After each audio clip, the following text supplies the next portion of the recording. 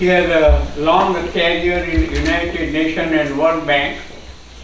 And today's topic is Pakistan abducted course to convert forced to marry life of minor girls and women of religious minorities. Hindu and Christian girls have been abducted for many years and has been increasing every day, and Gulati ji will give us insight in. Thank you. Thank you very much, Raji. As I said, I'm Gulati. Even though I worked at the World Bank in the Sustainable Development and in the UN as Chief Operating Officer of a new organization that I was sent there to create. Put it in your hand.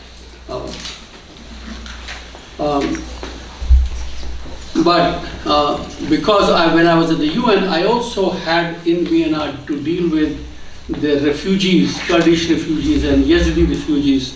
So I was also working with them. And I have worked in many conflict zones. I have worked in former Yugoslavia, which is Albania, Kosovo, Serbia, that part of the Balkans world where there was a lot of conflict. And I also worked in Cambodia, which again was a conflict zone. So, and back in India also, I mean, I was dealing with the conflicts. I worked in Kashmir for 3 years. So I don't know whether I have been chasing conflicts or the conflicts have been chasing me. But somehow I seem to have that familiarity.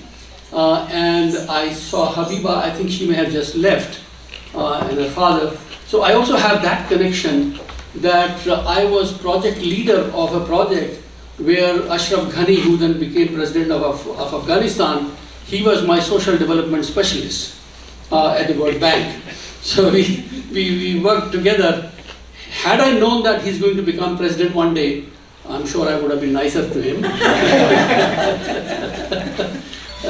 But anyway, so the topic that we have today here is gender-based violence against minor girls of Hindus, Sikhs and Christians. But the real topic is, why are the World Bank and IMF violating their own gender policies? And that is a question that we are asking. We are preparing, we have just finished this report, and you're getting a preview of that report. It is not yet out, it will be out next week. And we are going to send it to the World Bank Board of Directors, IMF Board of Directors and Asian Development Bank. And there are annual meetings happening next week. And that is where we plan to have a conversation on this particular issue, on that they have a moral responsibility and a legal responsibility that they are violating, and therefore that is the question that we will be raising next, please. Okay, to set the context, generally when you start a presentation and we start talking, you want to set a context. And I am going to set the context. I wish I could switch off the lights, but that's okay. I am just going to request you all. No. Oh, that's okay now. Yeah, that's fine. I'm going to request you all, and just indulge me for a minute. No. Close your eyes. Indulge me for a minute. Indulge me for a minute. Please close your eyes and imagine yourself that you are a person of religious minority in Pakistan, and you are celebrating your daughter or granddaughter, 11 years old, has reached puberty. And there is a knock on your door, and 4 armed people come, grab your daughter or granddaughter, take her away. She's gone. After 4 days, you find her outside your door, naked, brutally battered, bloodied, raped. And you are given photographs of 11 men raping her. Why? Because you had the temerity of standing up 4 years ago to raise your voice against abduction, coerced conversion and forced marriages of girls. You had temerity to raise your voice. So this is the message to you, and this is the message to your community. If you raise your voice, this is the fate you shall meet. Open your eyes, please. That is the context of our report and the context of my presentation. Human Rights Commission of Pakistan and many others, including Farhanaz Isfahani, who lives in Washington now, married to Hussain Haqqani, the former Pakistan ambassador to the US. She was a member of National Assembly in Pakistan. She was also the head of PR for Prime Minister Nawaz Sharif. And she has written a book on this issue. You can blame me for being partisan, but read her book. And this 1,000 figure, she says, is a gross underestimate, because for every case, there are 4 or 5 or 6 cases which are either not reported or people are just too afraid to go and report, and even if when they report, it is not registered as a complaint. So therefore, this is the level of atrocities. Next please. Oh, these are too small. Okay, let's go to the next one. Okay, so this report, you have 6 sections, and I'm not going to speak to all of those in my presentation. And these are the key findings that we have in the report that we are going to present. One, that this is a systematic pattern of, and this is only for minor girls. They are abducted, they are taken away 200, 300 kilometers away, coerced to convert, and there's a reason why they have to be converted, and then they are forced to marry random strangers who have come and paid money or whatever to the person, to the Maulvi who is converting, that they will be randomly. And then what happens is, often enough, after a few years of abuse, because they're buying a sex slave, after a few years of abuse, they are sold off, they are trafficked. So therefore, this is a very systematic pattern that happens, and there is very or no response from the state and the state institutions. Legal failures, the laws and institutions, as we'll see a little more details, are stacked against the religious minorities. Treaty violations, you heard all these acronyms in the morning today. Pakistan is a signatory, not just a signatory, they have ratified these, because states, when they sign, they have to go back to their parliaments and ratify through the state institutions. That is when it becomes legally binding. So these are ratified treaties of Pakistan in the UN, ICCPR, SEDA, CRC, which are International Convention on Protection of Civil and Political Rights. Then there is a treaty on the women, and third is for the children. So they are ratified treaties to which they are signatories, and they are violating that. Community impact, huge. As I said, the context is not only a trauma for the individual, it's also a trauma for the whole community, and there are very deleterious effects that it has on the whole community, including that individual. Then we have the purse holders. UN can send the report, they can send a rapporteur, and they can keep writing those reports. Well, who cares? Who cares? I worked in the UN for 3 years, so I'm willing to admit that we can convene, we can do moral suasion to make people change their behavior, but the moral suasion works in case of recipient who has some morality. Moral suasion doesn't work if immorality is your badge of honor. So therefore, but the financial institutions, they can have an impact. If they withhold, and they have done that, and I've done that, we've seen that. And somebody raised the example of Roma. I worked in Europe, and this Roma issue, when it was taken up, and I'm so glad that my president at the time took it as a personal mission, that it brought a huge change. And I used to go, and every time I went to Serbia or Kosovo or Romania or wherever, I would go and visit the Roma settlements. And they would look at me as brother. They would say, "Oh, you are from India, you are a brother."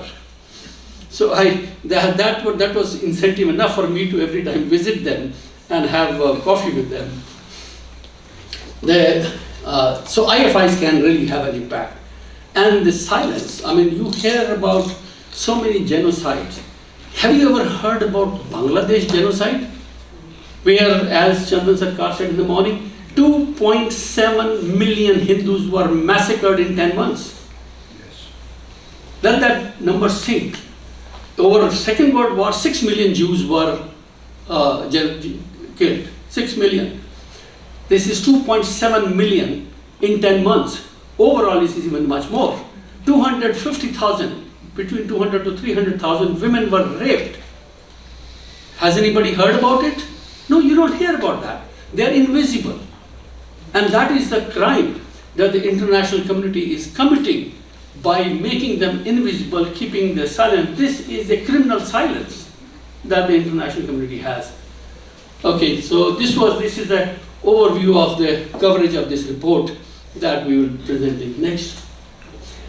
Okay, typical sequence of events is always minor girls. I don't know what is so special about minor girls. And when I talk to my friends who are more knowledgeable, they'll say, oh, you know, these are actually love stories, they fall in love. I said, how come love is a one-way street? Why is it that the Muslim girls don't fall in love with the Hindu boys? And why is it that only 12 to 16-year-olds fall in love and not others? So this is, how can that be a one-way street? So therefore, this is the minor girls who are abducted and as I explained, taken away. Forced conversion, illegal marriage, judicial complicity. So even when a case goes to the court, what does the court say? One, that she has now been converted and therefore the normal law doesn't apply. And therefore it's the Islamic law that applies, and the Council of Islamic Ideology, which is the CII, which is kind of a Sharia council, their writ is above the constitution of the country. Their writ is above all the laws of the country. And therefore, if they hold it Islamic or un-Islamic, that is the last word. So that happens. So therefore, judges would say, okay, either the girl will be sent to a shelter home where she will be further coerced to take the case back, or hold your breath, judge will say, oh, now she is married, she can stay with her husband until the case is decided. So during the trial period, she is sent back to her kidnapper. That is the judicial conduct in Pakistan. So how do you fight against that system? Police inaction, okay, all right. Let's go to the next one. On geographic locations, Ramesh is here, Ramesh Jaipal, he's from Pakistan, he's come from Rahim Yar Khan. He just arrived yesterday, so he's going to give you a first person's account, and I would then skip some of those things. Yeah. Next one, please. Okay, these are the legal and institutional failures. This is the constitutional barriers. Article 2 of the Constitution says Islam as a state religion, and that is what limits the minority protection. Then you have Article 227, which says all laws have to conform to the Islamic injunction. And who is the interpreter of that? The Sharia Council is the interpreter of that. And I shall show you as to how that becomes a big barrier. Blasphemy law, that even if you can go to the court, they can invoke the blasphemy law and allege blasphemy, and your case is over, and therefore then you will be running for your life, because the penalty for blasphemy is decapitation. They are off with your head. That is the punishment for blasphemy laws. There are these, under international pressure, some laws were enacted. So you'll be happy that some laws were enacted. The sin criminal law, there is no federal entry forced law, marriage age law was reformed. Parliament passed it with unanimity, and then it was blocked. Government didn't sign it because the Sharia Council said it is un-Islamic. So naive international organizations like us, we say, oh, pass the law. They say, we pass the law. But it is not enacted because the Sharia Council holds it un-Islamic. Next, please. Okay, these are documented cases which Rameshji will talk more about, the actual cases, so I'll skip that. Next. Okay, the psychological trauma. Imagine the 12-year, 13-year, 14-year-old girl who is taken away who's uneducated or maybe hardly literate. She is poor. She's from a religious minority. She's from an indigenous ethnic group, and you take her away from her environment, her family and her village or her habitat, take her away 300 kilometers away and put her in a madrasa or in a mosque. What kind of impact will it have on her? What kind of safety security will she feel? That little girl. The distress for the families. Most of these families are very, very poor. This is the intersectional vulnerability that these families have. And therefore, they can hardly eke out a living for their families. Imagine them having to spend money to first retrieve the girl and second fight the legal cases. So therefore, at some point of time, they will give up because they're just too poor to demand justice and they're too poor to be given justice. Then you have for the survivor, the long-term impact, psychological impact, and we have a psychologist here, a counselor, a trained counselor here. She can speak to that much better as to what will happen to the psychology of that long-term impact of that trauma that this girl will go through. And then it is not just that girl or just that family, it is the whole community that knows that any day they will hear the knock on their door, and it's not the proverbial midnight knock. They come during the day, not during the night, because it's too inconvenient to do it in the night. So you have to be prepared for the knock on your door. The cultural erosion, you heard about that. Chandan Sarkar said about the demographic decline, the demographic change shift that happens as the communities are persecuted in many more ways than one. But the most emotionally traumatic is the kidnapping and rape of women. And that is something for which they will just leave. Even if they suffer other things, they will still bear that. If it's an economic distress, they will bear that. But the moment that starts happening, that is a sure sign that they will not be able to stay there and they would leave. And we have so many refugees coming from Pakistan who cross over from the desert. One of the major reasons for them is protection of their girls and women. That's the reason why they run away from there as refugees. Yeah. Economic consequences, because they are afraid that if they step out, they'll be kidnapped. If they have primary education within their locality, they will do that. Beyond that, they don't want to go, because if the middle school is about a few kilometers away, how will they commute? Will they be safe when they commute? Just for that reason, they will be denied access to education and they will not go beyond the primary school. Even during the flood relief, last 2022, there was a major flood and we as an NGO sent some money. During the flood relief, because there was a massive flood, all the families were on the road, because road is the driest place in that whole area, is higher and driest. That is where everybody comes and puts up a tarpaulin or puts up polythene shack. The flood relief distribution was used as an instrument for coercing people to convert. Otherwise, they'll be denied flood relief.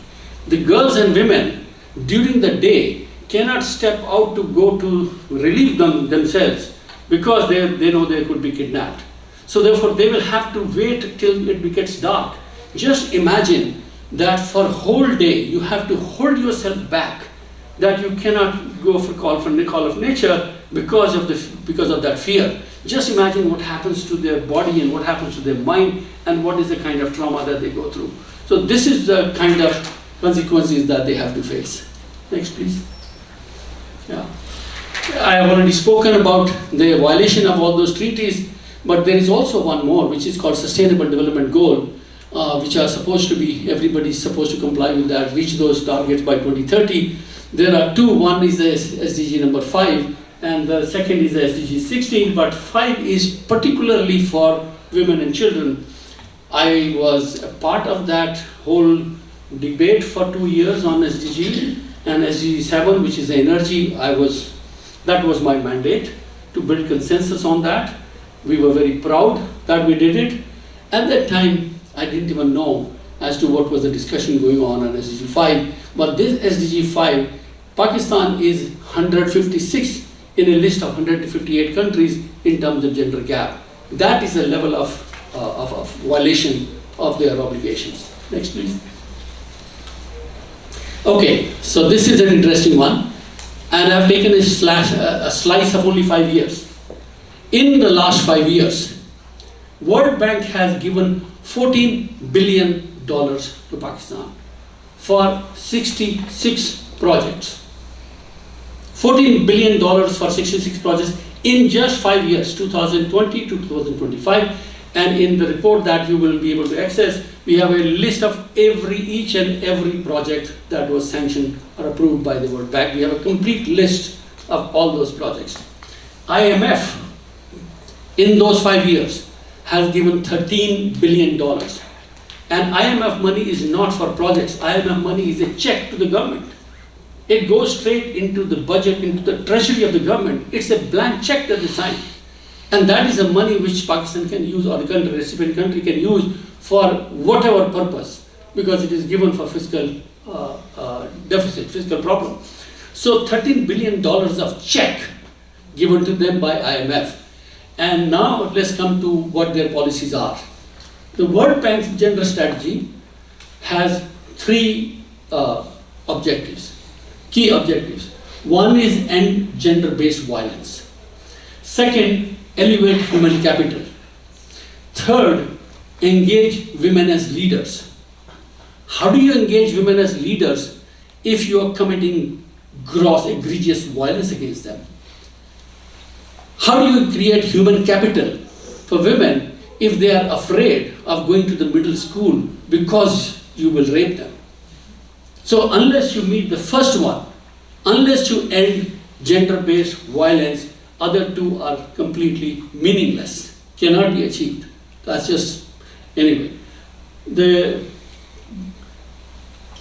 In the 66 project that I am talking about, there is not a mention, there is some mention of gender in some projects, but there is no mention of the violence against minor girls of religious minorities. No mention at all in those. They even have a gender assessment report. Forget about a project. They even have a gender assessment report, and gender assessment report has not even one word on this particular issue. Not one word in that. That is the kind of invisibility of this issue. Yeah.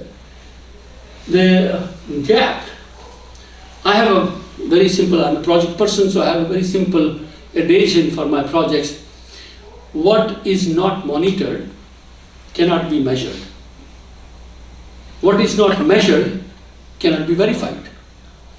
What cannot be verified cannot be corrected. So if you want to address a problem, the first point is at least monitor it. At least have information on what we are talking about. And therefore, the gap is that there is no tracking of this particular issue. There is no monitoring, there is no tracking. And the country partnership framework, which is a framework that the World Bank signs with the country for 10 years, there is a huge country partnership framework that then guides the World Bank's relationship or lending for the next 10 years. Not a mention in that country partnership framework, even though they say that they do this after consultation with the civil society. I worked in the bank for 30 years, so don't blame me for that, but that is how the World Bank works. So they say they consult the civil society while preparing these partnership frameworks. Did you talk to the right civil society? Or was it the civil society which was glossing over it? Or they had a vested interest in you not knowing about it? So the IMF program, same thing. In that also, I think I have something next one. Yeah. No. Okay. So the IMF also has a gender strategy. And in none of it, beautifully written. It's beautifully written. But it is just an expression of intent. How does that intent translate? And their excuse is, We are giving money when the countries are in an economic crisis. So when a country is in economic crisis, stabilizing the economy is the primary reason for us to support. At that time, we cannot talk about these issues. I said, if you cannot talk about these issues at that time, when will you talk about it? Because your relationship is only in crisis. So therefore, it's ironic. So I said, how do you then just mainstream? They will use this term, beautiful term, mainstreaming gender. And when I hear the word mainstreaming in the institutions, that I know means that this issue is over, that they are trying to hide it. That is what mainstreaming means. So therefore, they have a beautiful gender strategy, and when you talk to them, they'll give you that report and they will make all kinds of beautiful statements. And you ask the second level question, how do you translate that into your lending? Zero, none, zilch. So I said, okay, don't do that, but at least in your survey, because they're supposed to, by their treaty, they're supposed to do economic surveys every 2 years, and there's a monitoring mechanism. I said, at least in your survey and monitoring mechanism, include this as a parameter for tracking and monitoring. Then even if you don't do anything, at least there is information available. Okay, so these are the recommendations. That's my last slide, and then I will stop. The suggestions that we are making to the World Bank and other international financial institutions, because we can lament about the situation, we can complain about the problem, but what good does it do to the sufferers? So you have to say, okay, let's talk constructive. What are the practical actions you can take? And therefore we are suggesting actions that they can actually take tomorrow. And that will then build up the foundation for the future action. We are not asking you to take the action which you can't take for 5 years. We are asking you to take action which you can take tomorrow if you want. So therefore, that is the kind of actions that we have listed in that report. One, that for the purpose of tracking, we said, and the World Bank and all the IFIs have a system that all lending, all projects, they have coding and they subcoding. So in the coding and subcoding, this is mandatory for them to put in the system, and then that subcoding or coding keeps accumulating information, which then is used for internal policy formulation of the institution and also the external dialogue with the country, saying that this is what the information shows, so therefore this is the evidence, so that the country's policies can also be evidence-based. And that is why this tracking and monitoring happens. And that is a suggestion we are giving. Create minority inclusion as a subcategory in the human development indicators. Are the minorities included, religious minorities included? Create that as a subcategory. Second, track gender-based violence against religious minorities in your projects. Put that coding in your system. Include output indicators. In the country partnership frame for 10 years, they have output indicators as to what is the output being achieved. So include that output indicator of saying there should be a decline in that violence. Then we have, anyway, forget about the other two, dedicated monitoring staff. So one thing is to say, oh, I have the law, I have the system, but who is going to do it? Here, there is a person who is going to do it. So you have to put that resource, that capacity behind it, behind that system, otherwise it's just all paper. So therefore we said, in the country office, put a dedicated staff whose job will it be to monitor these, measure and monitor these trend indicators and provide that information to the World Bank. And I said that can be a shared resource for all of them. Every institution doesn't have to do it. The World Bank, Asian Development Bank, EBRD, European Union, European Commission, IMF, everybody, you can just share that resource. You can all create that and everybody can get that information from that resource. So create a shared resource and give them the training. And I'm not just blaming the government and saying they also need to be provided evidence so that they can then formulate policies based on that evidence rather than sloganeering and chest thumping. So therefore, this will also become a useful tool for engaging the client and engaging the borrowers in a more constructive, more practical manner. Okay, am I running my time?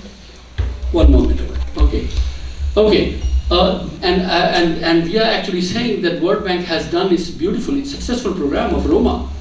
This brought about a huge transformation on the situation of Roma in Europe, because the World Bank pushed it, European Commission also had to then include that, and European Union Parliament then had to take it up. And therefore that was naming and shaming, because the World Bank, President Wolfenson was pushing it, so therefore everybody started paying more and more attention to it, and it brought about a big change. And World Bank has successful experience and expertise in doing it, so we are saying do the same thing. And then to the IMF, we're saying allocate resources for that purpose in your lending programs. Allocate funds specifically for education and health of the religious minorities. Then they will obviously have to take up the schemes and direct it. It happened with somebody raised the question of Coptic Christians.